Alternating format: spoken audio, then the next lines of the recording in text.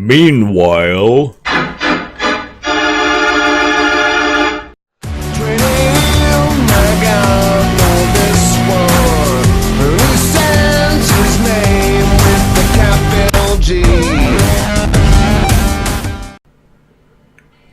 The time has come to talk about Comicsgate. I follow British comics. I follow European comics. I don't tend to like American comics, except when British writers work on them, which is about the only time they're any good. But I do know what happened in Gamergate, and I see many of the same things happening here.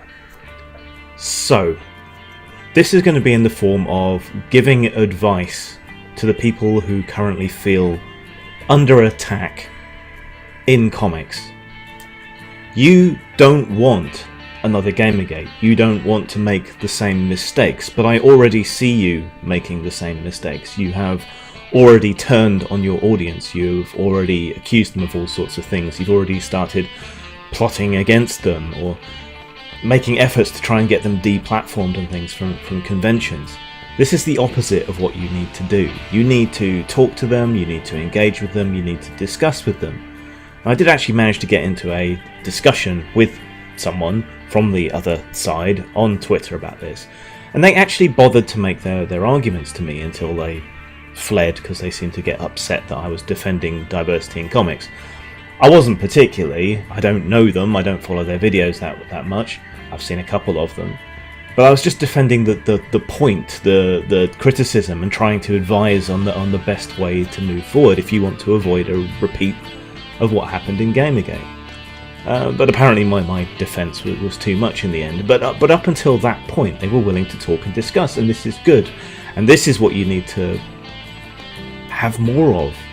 You need to open these lines of discussion so you can understand and talk to each other. I already see people blockchaining. I already see people now in the comics industry who got me blocked when I've never interacted with them before. I've not been particularly involved in the comics scene or discussion around it before.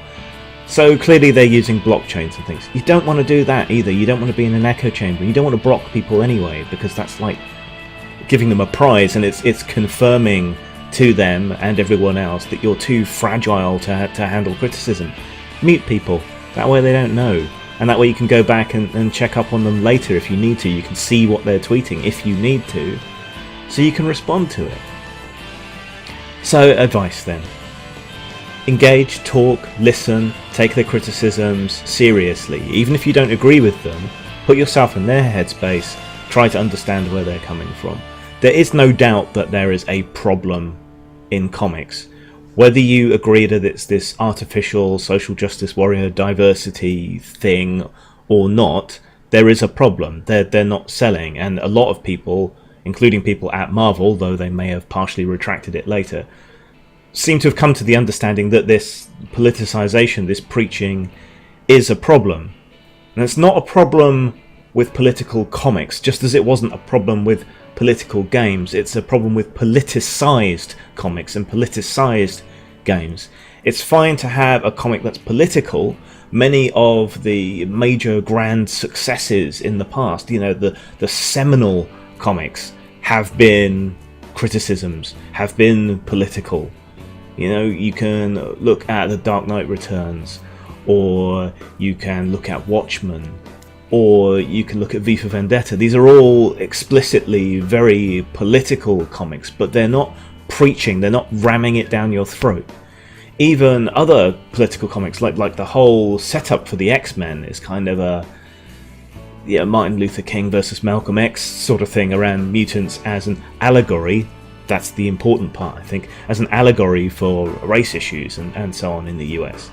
You know, it's not on the nose quite so much. It uses effort, it uses artistry to make its points. There's an arc, it brings you along with it. It doesn't just preach at you, and I think that is the major difference between politics inspiring art and politics leading art by the nose. You know, that's the difference. It's what I call the Christian rock problem. You know, why is Christian rock and metal so shit? It's because the message comes first, over and above any of the artistry or whatever. If you look at Rage Against the Machine as well, the first album was okay. After that, rubbish, because the message took over. It was no longer about the art. It wasn't the art driving the politics. It was the politics driving the art. That's the issue that you have. And you've got this little cabal of progressive creators who want to reach out to people, and that's great, but you can't sacrifice your core audience. You know, there's a hell of a lot of straight white cis men than there are gay, black, trans, wheelchair bound, schizophrenic otterkin with headmates. You know, it's just simple demography. You know, and if you concentrate on chasing that tiny minority, you're sacrificing the majority of your sales base. There's no problem with branching out, reaching out. There's no problem with diversity, but you're not pushing diversity. You're pushing a monoculture in which everyone is a far off the deep end San Francisco liberal or whatever. You know, I'm a left anarchist. This was hard for me to swallow as well. But there are people in your audiences who think differently to how you do, and you need to accommodate them as well. If you want to make people understand and empathize with trans people, don't beat them in the face with it. Have a character in the comic who doesn't necessarily quite get on with trans people, but who isn't necessarily a bigot, just doesn't understand it or whatever.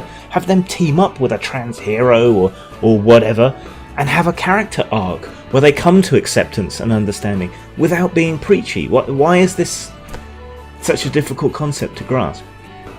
But what you absolutely do not want to do is to attack your audience, marginalize them, make them feel hated, make them resent you. I mean, you look at those first few issues of She-Thor, and it's just absolutely egregious and terrible. Or you look at Occupy Avengers, how cringe.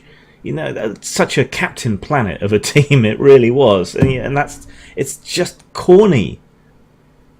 So you need to listen to these critics, even if you don't agree, and you need to discuss back with them. You need to make your case. You need to listen to their case, and they're not necessarily going to be PC in the way they phrase things. If they're going to roast you or engage in banter, it's not going to be nice, but it doesn't really mean anything. And what are you doing when you get triggered and run fleeing into a block and violence or whatever, when it's just words? You're just reconfirming all their stereotypes about people like you. Be chill, engage, banter back, call them things back, but make sure you still continue and carry on forward the argument. You know? Respect your audience even when they disagree with you, and you'll do okay. But the thing you absolutely have to do is to keep open lines of communication, and you need to listen to their criticism, because something is very wrong. That's why sales are shit. You know, I think a big part of it is this gulf between what's up on the screen and is hugely popular and the comics, which aren't. You know, someone coming away from the Avengers and picking up a Thor comic is going to be going, why is Thor a girl? Why is she accusing these villains of being men's rights activists? What? I don't get it. One of these things is not like the other. Anyway, it's down to you in the end, but I strongly encourage you not to do what happened in Gamergate, not to attack your audience, not to write them off as bigots and harassers, but to listen to what they're telling you.